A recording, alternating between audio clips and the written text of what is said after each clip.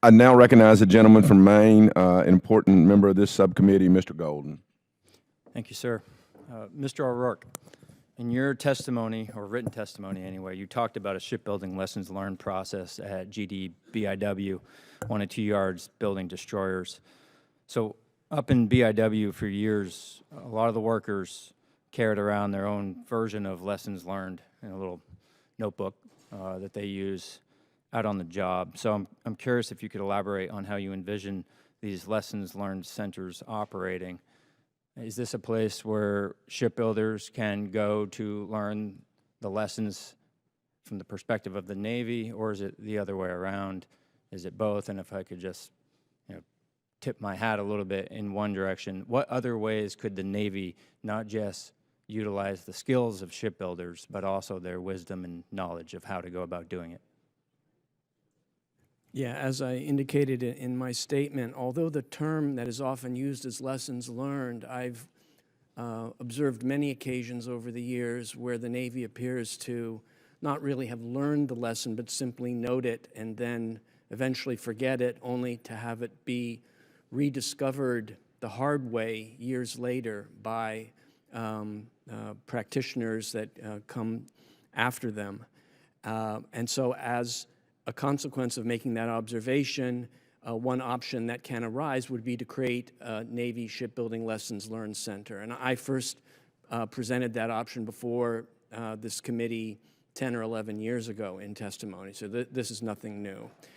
That Lessons Learned Center can be as simple as a physical, meaning a shelf collection of past experiences that have been written down from prior programs, or it could be the electronic version of that sort of thing today, computer files. It could be both. It can be made available to practitioners within the Navy. It could be made available to people within the industry. I don't see why you couldn't make it available to anybody or everybody who might stand to benefit from it. I don't see the option as being that complicated. It's just a matter of deciding that you want to do that. We have lessons learned centers for battlefield lessons and how to fight wars. This would be an analog within the production sphere. Thank you.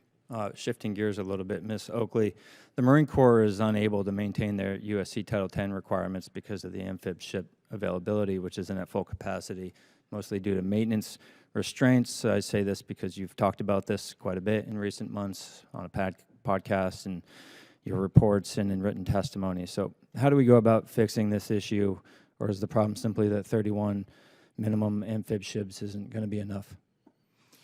Yeah, I think, our report on the amphibious ships really highlights a key challenge in some of these major modernization and maintenance periods that go on that do directly affect the availability and readiness of the fleet. And the amphibs are no difference. With half of the amphib fleet being in unsatisfactory condition, it makes it very difficult to imagine that the Marine Corps' requirements are going to be able to be met in the coming years, because it also relies on increasing the pace of acquisition of the amphibs, which, given the challenges that we're talking about today with regard to the industrial base and being able to support that, I'm not certain is very realistic.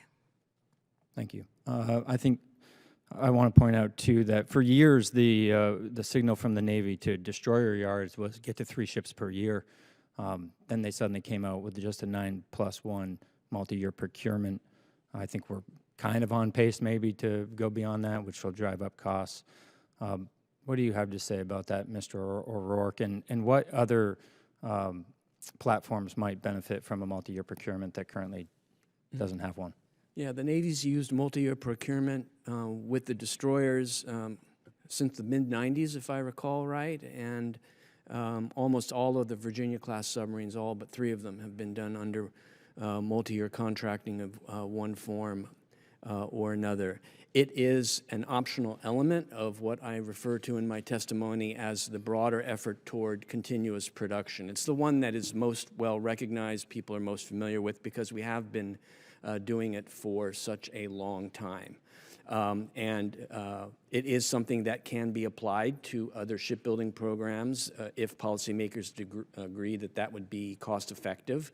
This committee and the Congress as a whole has a long history of providing approvals for various shipbuilding programs to use these contracting forms over the years. It is a way of providing stability and continuity to the industry. And as such, as I mentioned a moment ago, it can form a part of the broader option that I discussed that I referred to as continuous production. Great. Thank you, Mr. Chair.